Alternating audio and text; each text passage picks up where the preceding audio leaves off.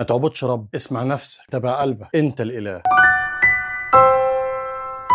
كلام بيتهيأ لك انه تنمية بشرية، بس ده اخطر فكرة ماسونية اتزرعت في عقولنا وبدأت تتحقق حوالينا. الماسونية مش بس بتحارب الدين، دي عايزة تستبدله خالص وتخلي الانسان هو الاله، هو صاحب القرار المطلق، هو الحكم الاخير. يعني الماسونية خصوصا في درجاتها العليا ما بتكتفيش انها تفصل الدين عن الدولة خالص، اللي في توجه فلسفي بيقول لك ان الانسان هو محور الكون، الانسان هو من يصنع الخير ومن يصنع الشر، الانسان هو الاله بنفسه. والمقصود هنا مش الاله بالمعنى الديني، ولكن إله التحكم المطلق، التحكم الكامل، إله مفيش فوقيه سلطة ولا دين ولا كتاب. طب إزاي بيهدوا فكرة الدين؟ دايما الماسونية بتسخر من الأديان في الإعلام والفن، دايما تحولت الرموز الدينية لمسخرة في الأفلام وسكريبتات. الشيوخ والقساوسة ورجال الدين عامة دايما بيتصوروا على إنهم جهلة أو متطرفين، دايما بينشروا فلسفة الذات العليا. كل حاجة دلوقتي بقت إيه؟ اتبع نفسك، اسمع صوتك الداخلي، اعبد ذاتك. بينما الأديان السماوية كلها تقول لك اسمع صوت ربنا مش صوت نفسك بس. يعني بيقول لك بصراحة اسمع نفسك واتبع قلبك، انت اللي بتحدد طريقك. دايما عندهم تمجيد الأنا بدل الخضوع لرب الكون. في محافل ماسونية ظهرت فيها مفاهيم زي الدين الإنساني أو العبادة الموحدة للخلق، اللي بتعتبر إن الكون نفسه هو الإله وتحط الإنسان مركز العقيدة بدل ربنا. يعني بدل ما تصلي تأمل، بدل ما تسجد لربنا اسجد للكون. الكون بقى هو الإله والإنسان بقى هو المركز. الماسونية مش بتهاجم الدين بس، لكن بيحاربوا الفكرة المرجعية، سواء كتاب سماوي أو نبي أو وحي، وده هدفه يخلي كل واحد مرجعيته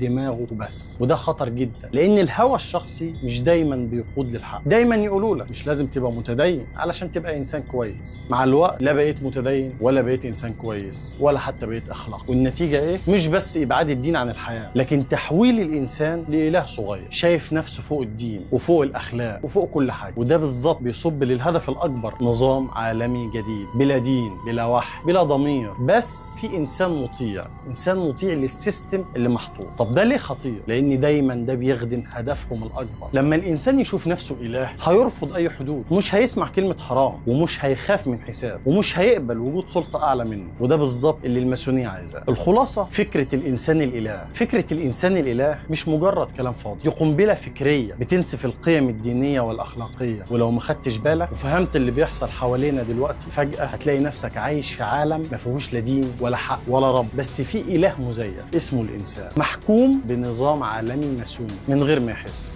والمرعب بقى بجد انك ممكن تصحى في يوم تلاقي اولادك واطفالك عندهم العقيده دي مترسخه جواهم، شايفين نفسهم الهه وبيسخروا من اي حد بيعبد ربنا لمجرد انك ما راقبتهمش وما خدتش بالك هم بيعملوا ايه او بيصدقوا ايه وبيسمعوا مين وبيتفرجوا على ايه. ما تنساش تعمل لايك وشير وكومنت للفيديو. تحيه.